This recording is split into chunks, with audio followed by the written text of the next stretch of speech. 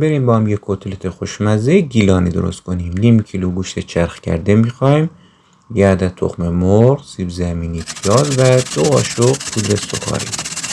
سیب زمینیاتون رو رنده کنید و آبش رو دور بریزید. بعد پیازتون رو با رنده درشت رنده کنید و آبش رو دور بریزید. بعد اونو با گوشت چرخ کرده مخلوط کنید. کمی نمک، فلفل و زردچوبه، 2 قاشق پودر سکاری و 1 عدد تخم مرغ.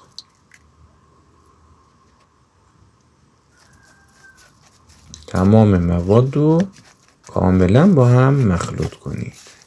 همه رو با هم برز بدید و بذارید 1 ساعت یخچال بمونه. تو این فاصله هم سیب زمینیاتون رو سرخ کنید. بعد از 1 ساعت کتلت رو بیرون بیارید. به این صورت همشون رو سرخ کنید.